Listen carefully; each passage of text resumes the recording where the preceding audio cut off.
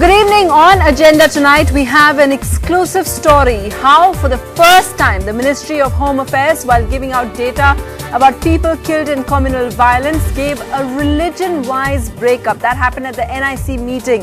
It has literally raked up a storm. While some say it's against secular credentials of our country, others say it's just data. Why should we hide it? Our audience today is divided as well. But first, the pundits to give us the newsmakers' point of view. On the show today, we have somebody totally opposing it. India's Home Secretary, just retired, R.K. Singh. He says this sets a dangerous trend. But supporting this move are two people here joining us. We have K.K. Daruwala. He's a member of the National Minorities Commission and MP, AIMM MP from Hyderabad. We have Asaduddin Owaisi. We'll be going to our pundits in just a bit. But first, let's take a look at the story. Exclusive story filed by Sudhir Ranjan Sen about how this data has become public and why it has become so controversial. Does the religion of those who lived here make any difference? Or what was the religion of those who died in communal riots matter? Apparently, for the government, it does. In a meeting to discuss the rising incidence of communal violence in the National Integration Council, the Union Home Minister released this unprecedented religion-based data. The number of Hindus and Muslims killed in communal clashes and the amount of property each community lost in communal violence in the last few months. Once you give figures, and if the figures happen to be skewed, that will serve as a seed for further configuration. In government, you don't do anything community-wise. You don't identify communities. That is the essence of a secular government. The BJP, which was indirectly targeted by several leaders for polarizing and playing communal politics, was quick to react.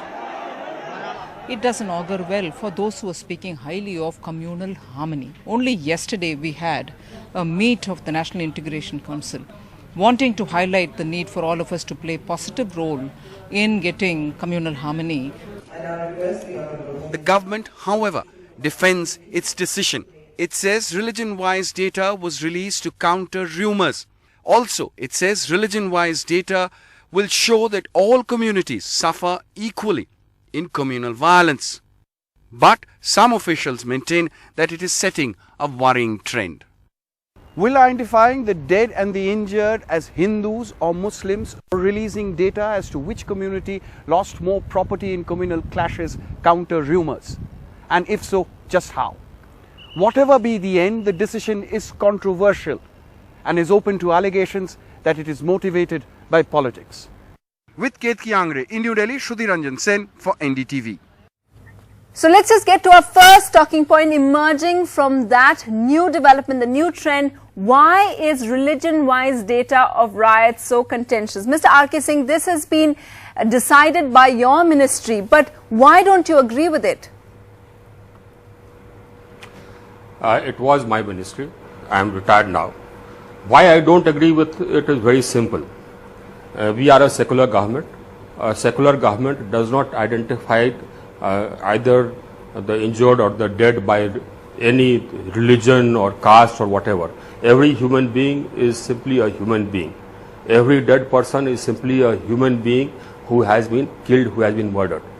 Whether he is Hindu or Muslim or Christian is not something which the government should distinguish. That is one. The second thing is that releasing such data has a dangerous portent. If, for example, the data were totally skewed, then that will serve as something which will ignite passions.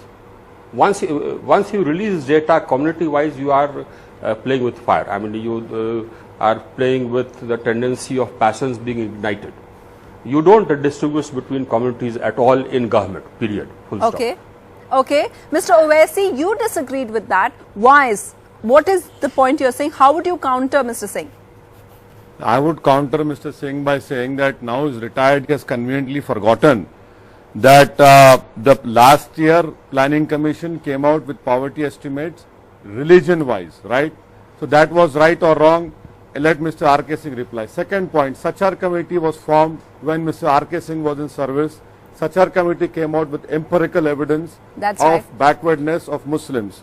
Third point is NSSO survey. Yesterday Indian Express reported that 22% of Muslims only cross the age of 40. Fourth, NCRB data which clearly says that in the whole nation there are 17% of Muslims who are under trials, and 22% under trials and 17% get convicted. Now the whole question over here is that we have RTI. RTI, if you file an application, you have to give. And the last and major point is that you have RSS, which always creates a boogie that Muslim appeasement, vote bank politics. Now when figures come out, let the people of India form their opinion that who is being oppressed, what are the actual facts, because end of the day there's a demand from major section. Let me complete. There's a demand that the government should bring in a legislation to control communal violence. It is the RSS which says no, you are doing appeasement. That is why this data is very important. You cannot stop data. You require empirical evidence to form your policies, to make legislation, and also to ensure that the RSS or the right-wing people don't create this bogey of Muslim appeasement and unite Hindus for their electoral gains. Mr. Singh, respond to that also, because these are the same arguments which are being given by MHA as well, because they say rumors, you have to quell rumors only with the help of solid, substantial data and truth. Why are you saying that could be harmful? May I answer? You see, when you have people in government or people in the parliament thinking in terms of religion in a secular country, I think it's a very bad portent indeed. A poor person is a poor person whether he is a Hindu or a Muslim or a Christian or a Jain or a Buddhist, and every poor person is equal.